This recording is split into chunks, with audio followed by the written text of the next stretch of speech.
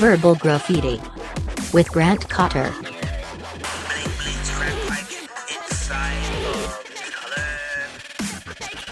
Oh shit, he has a podcast. Your whole family out to be executed. KFX. Cutty Fresh exclusive. What's up, guys? Welcome to Verbal Graffiti. I'm your host, Grant Cotter. Today, my guest is a very funny stand-up comic from Canada, now living in LA. Please give us a warm welcome for Mr. Gavin Matts. Thank you. Everybody was applauding in the future, individually, wherever they were, and I heard it. We can add it in post. Oh, you're going to add it in post? Maybe. Do you need it? Well, will it make you said feel better? And I'm not helping. You're not? Oh. I'm not going to help with post. You're not? No. No, I said, will you do my podcast? I meant like, will you do it for me? Oh, will you produce it? Just do everything. Oh, well, if I agreed to do it, then I guess I have to. Yeah. If I'm Joe Rogan, you're my Jamie. Can you look something up for me? Well, the Jamie's the guy that does that? Yeah, he's the look-up guy. Podcasting is a business. Podcasting is a business, and I'm new to it. Monetize. Dude, You got ads? Well, here's the thing. I'm letting people sponsor my podcast for free. So, like, just to get the word out. Yeah, so today's episode is actually sponsored by BMW, the finest in German motor cars. If you're looking for the new CL2 BMW 2018 Coupe, go to your nearest BMW retailer. You should be more careful. Why? Because that's like a big conglomerate of a company, and they probably don't want to be associated with a new podcast. So, well, like, you could get sued. I could get sued for advertising them? Yeah, because it's fake. It's fake advertising. That's real advertising. They're really just the best in German motor cars. I know, but you doing it makes it illegitimate. Do you know what I mean? From their standpoint, not from mine. This isn't me speaking. This is me speaking as a business attorney. Are you telling me BMW doesn't think that I'm BMW material? They think I'm like a Ford Taurus kind of guy, and I'm out here just fronting like I'm a BMW guy? No. They're not even associating you with a different kind of car. They're associating you with like no car at all. But I don't. And I'm not coming on here to like. I'm not trying to be my car. I'm not trying to be insulting. It's a great car. It's a Mazda. Yeah, it's great. Mazda doesn't sponsor the podcast, though. I know, and I don't even think that they know they have an option in that. Well, hey, Mazda, if you're listening, if you want me to give you guys a shout out, please feel free to hit me up on Instagram, slide into those DMs at Grant Cotter, and let me know. Grant loves DMs. It goes down in the DMs. It goes down. Dude, my DMs are stagnant right now, bro. Nothing happening? Nothing good. Damn. Nothing good. No opportunities arising. Damn. More like, hey, good job. That's hey, it? You're funny. I mean, they're nice. I like them, but like, I thought like Warner Brothers would slide in and be like, dude. Movies?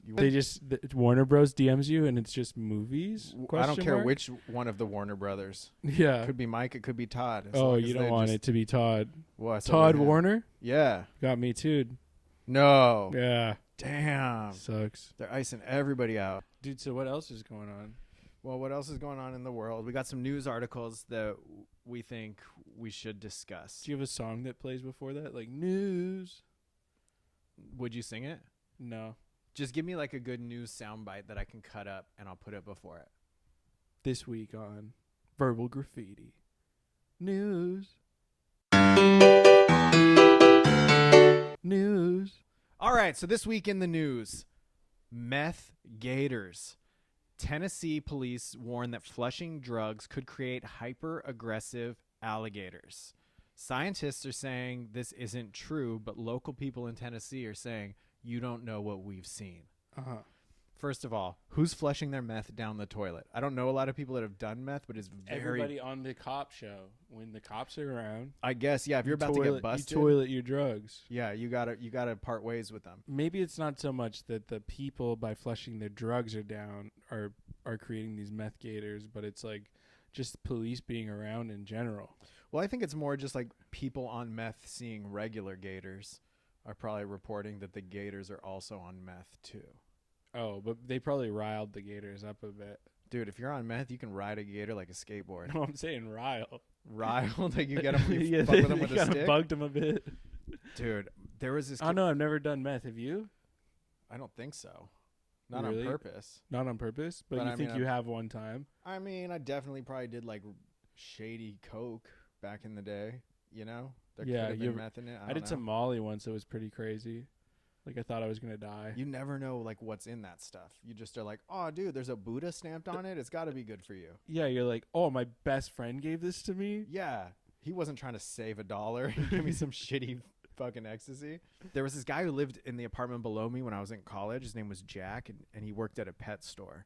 And so he lived in a studio apartment, and inside of it he had like a little terrarium full of black widow spiders, and he had like a 5-foot iguana, and he had in the bathtub an alligator, and the alligator was probably like 3 feet long, and it lived in the bathtub in this dirty ass water. And we would smoke weed upstairs in my place, and he would bring it up, and he would just tape the mouth shut and let it walk around the house. And I just remember it would pee everywhere, and it like wasn't nice to be around. It would like flash its tail at you. And my girlfriend at the time had a little chihuahua. We were always scared I was gonna fuck up the chihuahua and eat it, you know. But that's why he would tape the mouth shut. That is so inhumane. I know. He would just tape it up regularly. Yeah, just tape it up regularly, and it Just lived some in regular old duct tape, sticky side. It was to the gator. No, it was black tape. Maybe it was electrical tape. Damn, that's so fucked up. It's fucked up, you know. just hung out with a guy who just had black widows. Yeah, he was cool to us because we weren't 21 and he was, and he would buy us alcohol. He would buy us like King Cobra 40s. But here's the question now: where did he shower? Would he take the alligator out? Because that water was disgusting. It was like black water that the alligator lived in. Where would Jack shower? Studio apartment, 1 bathroom. I can't believe this was a studio. Yeah. It was low-income housing, Hermosa Vista, the wildest apartment complex I ever lived in. There was this other dude. You kind of actually remind me of this kid, Cameron. He was the drug dealer. He would sell $25 grams, and he drove a fucking Eclipse because like every drug dealer in the 2000s, I feel like, drove an Eclipse. And he skimped this Cholo Benito out on a sack, and then Benito chased Cameron with a samurai sword through the apartment complex, and Benito had got the samurai sword at the SWAT meet the week before. The SWAT meet that was like across the street at the community college that I kind of. He chased him with a samurai sword. Yeah, dude. Do you think when he bought the samurai sword, he's like, "I'm gonna use this pretty quickly"? Like, no, for sure it was like, this is art, and my wife and my 7 kids will appreciate this hanging in our 2-bedroom apartment in Huntington Beach. Right. I think it was a kit. It was like 3 samurai swords. It was like 1 big one and then 2 little ones. And I don't know if it was like on a display rack or what. Damn. But if he took the big one, did he cut him up? No. He didn't catch him? No, Cameron was fast. He was fast. Yeah. Cameron. Dude, I remind you of somebody fast? Yeah, you look like you could run. Fuck yeah. You ever been chased by a samurai sword before? No, and I don't really plan on being chased by a samurai sword. I hope somebody's holding it if I do get chased by one. Dude, what a It'd be fucking way weapon. scarier if it was just a samurai sword floating coming after me. Dude, that's a paranormal podcast. That's a different podcast. If you guys are interested in hearing a paranormal podcast, check out Gavin's podcast. Paranormal Graffiti. Paranormal Graffiti. I feel like that's a bad college movie.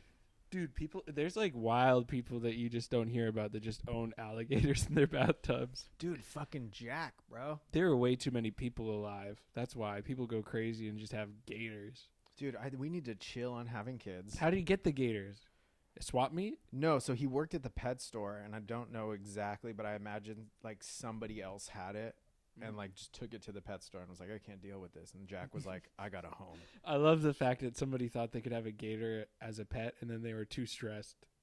Dude, it wasn't the gator that made Jack weird. It was the black widows in the terrarium that was like sketchy because you were in his house and you never knew like what it was. And his house was like, he was a hoarder. He had just shit everywhere. Yeah, this guy sounds bad. What do you think he's doing? Dead, probably. I don't know. I wish I remembered his last name. I'd like look him up. Yeah, you don't know his last name? No. Damn. That guy Benito still lives in those apartments, and this was 12 years ago. Damn. Yeah. The same apartment? Same apartment. And Benito, he was a reformed cholo, where he used to gangbang back in the day. He had a tattoo on his neck that said, I'm still here. And he married a white woman who worked at Rite Aid. and then they had like 4 kids together. And then Benito's little brother, whose name was Little Joker, also lived with them. Oh my God. And Benito would always ask me for rides to take him to Nickel Nickel, the 5-cent arcade. And sometimes I couldn't take him, and he'd get pissed. Little Benito would be mad. Yeah, I thought I was gonna get the samurai sword. Really? You know, you don't disrespect Benito. And he always tell this story about how Snoop Dogg stole his songs. Truly? What if he did though? I remember one of the songs. It was, "Do you want to ride? We can ride. You want to get high? We can get high. You want to fuck with us? You must be ready to die. East Side, Long Beach, big bad life of crime." And what song is that? Snoop Dogg's. That was Benito's song. But Snoop stole that? Who knows, dude? You take these things with half truths. Damn, I feel like I should live in a worse place so I can like have these stories one day. Dude, you get a whole new act if you lived in Hermosa Vista. I don't want that act really.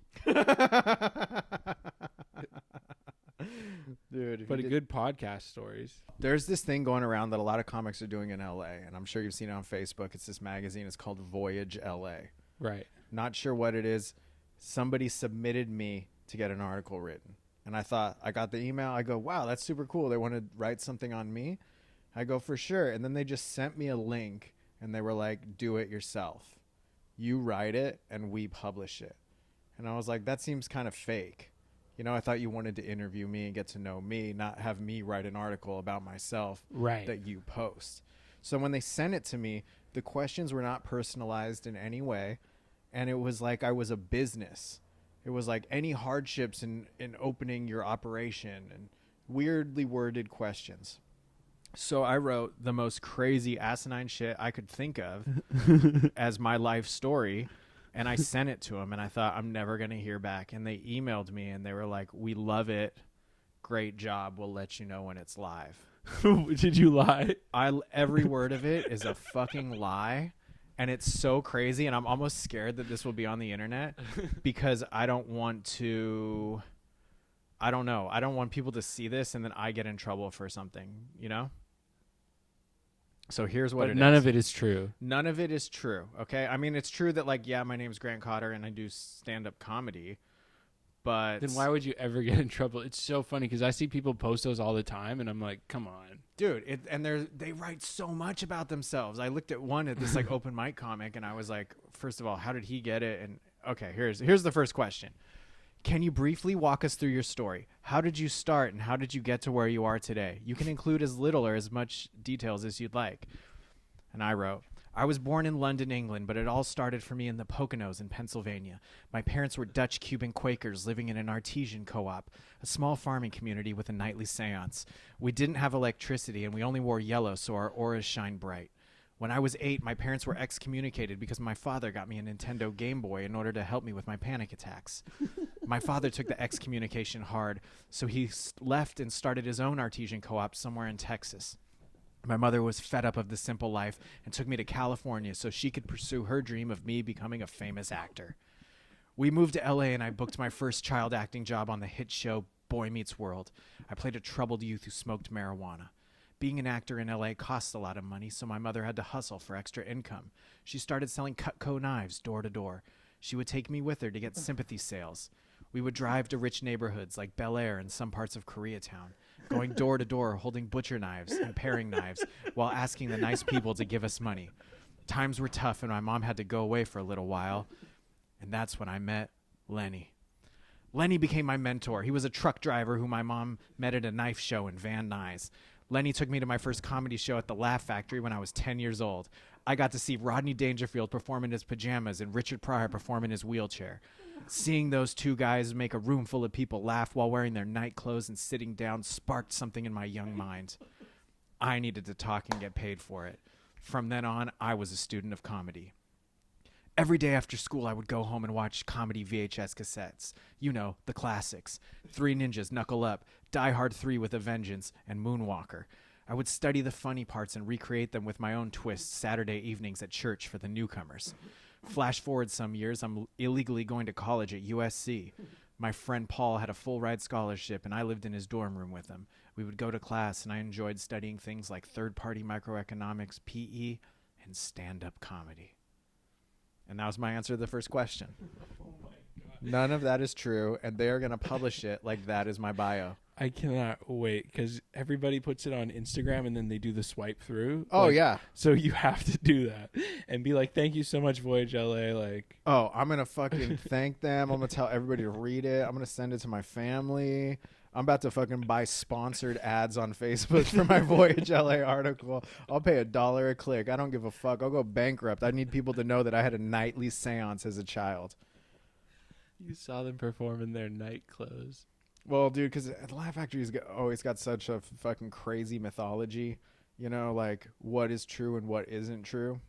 But the old bartender there, Noel, used to tell me crazy stories about Rodney Dangerfield coming in late at night, and he only wore his pajamas. And he wore these silk white see-through pajamas, and you could see his like nutsack through them.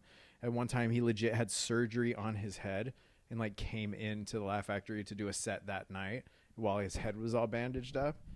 I go, wow, that would have been cool to see. Yeah, that would have been crazy. So I wrote my own life story, and I just said that I saw it. Sick. So I guess I wrote my bio, and it worked out for me. Yeah, that's great, man. Yo, Canadian Ron, if you need a new bio. What if this gets you like a job, and then and because they think it's real, and you have to continue this lie for the rest of your life? Oh, it'd be easy. I could keep this up forever. My aura shines bright now. This episode is brought to you by Cutco Knives. If you're looking for a new knife block, a new knife sharpener, paring knives, steak knives, butcher knives, fillet knives, please check out Cutco Knives. Go to cutcoknives.com/Gavin Matts and get 20% off your next order. Oh, sick. Do I get a bump from that? I don't think so. Shit. I don't think you're monetized with Cutco yet. You have to sell 4 people Cutco before you get monetized. The knife industry does not fuck with me. News. Fake science led a mom to feed bleach to her autistic sons, and police did nothing to stop it. A Kansas mother has posted videos about giving her child chlorine dioxide, which amounts to industrial bleach, to both her sons, and authorities have declined to intervene. Wait, both her sons had autism? Yeah. Maybe she needs to drink the bleach. No, I think they got it when she was drinking the bleach, you know? That's so sad. And these kids are old. 27 years old, and she thinks 1 cup of bleach will cure his autism. Like, that's what's been missing this whole time. Yeah, and also it's like he didn't need any of that. He's perfect. Yeah, let him be the way he is, you know? God made him that way, and he's a shining star, and we love him. Yeah, it's you're the problem. The mom should drink the bleach. She should drink the bleach now. Do you know what they use? That should be her sentence, is that no jail time, just like she has to willingly and knowingly drink as much bleach as they drank. You're going old school with that eye for an eye. I honestly, sometimes that's what it needs. It's like weird little low like civil court bullshit. Just fucking, if somebody stabbed you in the arm, you get to fucking stab them back. Damn, you're kind of going back to the Roman times with this. Is that what they did? Yeah, in some places. Is this what they do in Canada? Mm-hmm. Do you know in America they don't teach us anything about Canada? Yeah, it's fucked up. They don't teach us one thing. They're just like, it's up we there. Beat your ass in that war. Were we at war with you ever? Yeah. They don't tell us about that The one. War of 1812, you guys tried to come take Canada. We fucked you guys up. Damn. Dude, what if Saskatchewan was just like another part of California? Well, it's like, why do you have Alaska? Well, just to show dominance. Just to fuck but with you guys. But we beat you in the war. Yeah, but we were like, dude, we need a USA North. We need like another one up here. I hate that you guys are Alaska. It would be a better place. There'd be less people voted for Trump. I don't think they're Democrat.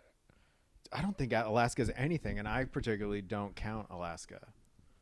Alaska counts, though. It's like the mainland USA. They don't count any of the islands and shit, except Hawaii. I mean, I don't know even what the size of Alaska is compared to anything down here. Is Alaska the biggest state, or is Texas the biggest state? I think Alaska's got to be fucking top 5 biggest. Because you see it on the map, and it's just like they go like, oh, here's this little corner. It's it's big. also. Yeah, it's thick. Yeah. You like your thick states? Oh, yeah. You like your states thick? Don't you guys have that because it's close to Russia, and it's to, like, protect you? I don't know. I don't know what the logistics behind that is.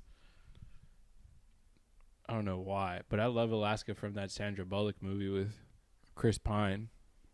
Don't even know. Or no, it's Ryan Reynolds. All those dudes are interchangeable.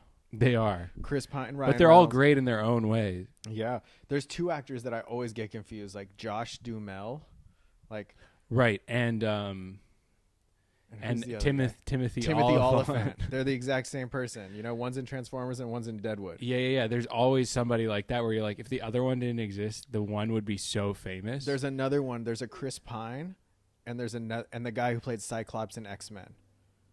Okay. So Chris Pine, and then the dude, he's in Westwood as well. Deadwood? Westwood. I don't know. But there's also Jake Johnson and Oscar Isaac. I know Oscar Isaac. I don't know Jake Johnson. He's like a New Girl. Oh yeah. Yeah, they look like the same. Damn, dude. And it's like Sandra Bullock and the Gilmore Girls, the mom, Lorelai. Yeah, but Sandra Bullock's But it's like if Sandra Bullock didn't exist, maybe she would have had her career would have gone off. Yeah, you never know. Because they were just looking for that look. Who are you going against? Who am I going against? Yeah, who's yours? Well, I just know people that I know the people that I always go out for, that they're always at the auditions that I'm at. Yeah. Like Moses Storm. Yeah. But it's just like young white guy. Yeah, young white comics on the rise. I got a dude that I always see at auditions, and one, it hurts my feelings that I go out for the same thing as him, but two, you kind of got a low-key beef with him. Oh, Jonathan Lipnicki, Stuart Little, pull up. Jonathan Lipnicki. Yeah, he just likes all my girlfriends. Maguire. He likes my girlfriend's photos. Dude, I'm going to be honest. I'm not trying And to... apparently he texted her like a week ago. What? Yeah. How did he get her number? Just like wanting to be friends. How did he get her number? Yeah, I don't know. Dude, you better fucking get on Beth's case if she's just giving her number out to Stuart Little like that. But I got to be honest. Some people just give their people's numbers to people. He's yoked. He's yoked? Dude, this kid's on supplements. Well, I'll pull up with a fucking samurai sword on God, dude. I will stab Stuart Little right in the fucking collarbone. Dude, little Stuart Little is fucking ripped. One time we were at an audition, and it was, you're so awkward, and you're waiting in the rooms, and nobody's fucking talking, and everyone's like trying to study their lines. It's pilot season, and you're stressed, and you're thinking, I'm going to get $40,000 an episode on my live set. I'm good. And nobody was talking, and I knew, one, I wasn't going to get it because I recognized everybody in the room with me, and I go, they're just going to give it to a famous person. So the room was real quiet, and I just said, the human head weighs 8 pounds. Everybody started laughing because they knew that that's what that kid said in Jerry Maguire, and then that kid gave me the death stare. Like, I don't know if that's a jiu-jitsu move, but, like, he had mastered it. Really? Yeah. He probably heard that his whole life. Oh, for sure. He's just been like fucking Maguire. He's like, the human head weighs 10 pounds? Well, each of my arms weighs fucking 20 now. Dude, I think he's got like tribal tattoos. Yes. Like, that's the direction he went. I can't stand him. You know? It's like, why are you still trying to... You were just a child actor. It's done. It's done. But, dude, he wants that sweet Beth. Nah. You know what I'm saying? Nah. Dude, what if Beth leaves you for Lipnicki? She would never. That's so sad, bro. Do you know who I've seen in auditions? Who? And it's like the opposite of Lipnicki. Who? Is Sixth Sense. Haley Joel Osment. Yeah, he looks washed. He got a little fat. Bro, he was a child actor, and now he's like in his 40s. Well, dude, do you know what happened to him? He What was happened? like on the rise, and he had like all that Sixth Sense money. And I'm not sure if this is confirmed. Maybe we should look it up. But I think he killed someone in a car crash, like a DUI. And that's why he was like, you didn't see him for a while. And then he like rebranded as like, I'm a fat, funny guy. Oh, he murdered somebody? I don't know. Let's look it Well, up. his sister is like hella famous. Oh, she's like a Disney star, right? Mm-hmm. But she was in some other stuff. Who cares about his sister, though? He was Sixth Sense kid. And he murdered someone. Did he win an Oscar? I don't know. I don't know if he won it. Here we go. Here's his mugshot. All right. He's smiling in it, looking good. Okay. Born on 4/10/88. Actor Haley Joel Osment was charged with drunk driving and marijuana possession after he crashed his 1996 Saturn station wagon while returning home from an LA concert in July 2006. The 18-year-old Osment, who starred as the boy who saw dead people in The Sixth Sense, suffered minor injuries, and I can't read out loud. It's hard. The 18-year-old Osment, who starred as the boy who saw dead people in The Sixth Sense, suffered minor injuries in the accident and was briefly hospitalized. Osment, who posed for a mugshot snapped by an LA sheriff's deputy, was released after posting a $15,000 bond. Okay, so I was wrong. He didn't kill anybody, but he did get a DUI. I guess my biggest surprise here is you got all that Bruce Willis money and you're driving a Saturn station wagon? A Saturn station wagon? Yo, I had a Saturn. It was okay. 98 Saturn SL2 strawberry air freshener. I liked it. But I was poor. I had no money. I had $3,000 and I bought whatever car I could afford, and that's what I could afford then. This guy had M. Night Shyamalan money. There's a limit that kids get, like, when they're in movies. So he was probably getting minimums, you know? Do you think he just got like the SAG minimum of $7,400 for his first movie? Maybe for his first movie, but I definitely not after that. I mean, I'm thinking about how many movies he was in. And I was like, I think he did okay. No, because then he was in that AI movie with Jude Law. Yeah, but he was always the same character. At least Macaulay Culkin had like range. Well, yeah, because Macaulay Culkin was like, dude, I'm not being that kid anymore. I'm a fucking party monster. I'm a gay dude doing coke. Get at me. Yeah. This podcast is brought to you by GavinMatts.com. Explain to me the geography of Canada. Do you guys have states? Provinces. Provinces. Okay. And so where's the cool part? Cool part is Montreal or Vancouver. That's your LA Montreal, and New Toronto, York. Vancouver. Okay. The major cities. What about like Saskatchewan? Lame. Never even been. Really? So that's Yeah. like a Kentucky kind of a place. Yeah. And then like, you know, Alberta, that's like Texas. That's beside BC. BC, Alberta, Saskatchewan, Manitoba, that's where Winnipeg is. It's fine. It's shit too. Nobody likes it that's ever been there. I don't know why people live there. And then there's Ontario, which is like there's some good parts, mostly bad. But there's Toronto, And where are you from? Vancouver. Okay, so you're from like a civilization. I'm from a real city. Does it make you sad that you're not from Toronto and Drake is? No. You don't get upset about that? No, because now I get to be like, everyone's like, oh, you're from Canada? Are you from Toronto? And I'm like, no, Vancouver. It's like more of niche-y now. Yeah, they really don't teach us anything about Canada here at all. I'm just hearing about the War of 1812 from you. Yeah, I made it up. No, because I've heard it, but I thought it was like Mexico. You thought you were fighting Mexicans? Well, just the War of 1812, like, It sounds crazier than it probably was. It's a good name for a war. yeah, because it tells you when it is. Exactly. You know? There's like no confusion. When was around Desert Storm? I don't know. I have no idea. Is that Black Hawk Down? It could be. It's a good movie. I'm not sure what your podcast is about. News. Well, this has been an enlightening episode. I hope you guys follow Gavin on Instagram. And I hope you follow Grant and keep following him on his podcast journey. Thank you. Any stories you want to share? No, just that like I'm the child of two Quakers. Yada yada yada. You guys, thank you so much for listening. Gavin Matts has been an amazing guest. Please also check out my expose interview in Voyage LA magazine coming out soon. It's gonna be great. It's gonna be great. It's gonna break the internet. I hope you guys have a great day. Thank you for listening. Your whole family out to be executed. KFX. Cutty Fresh exclusive. Wala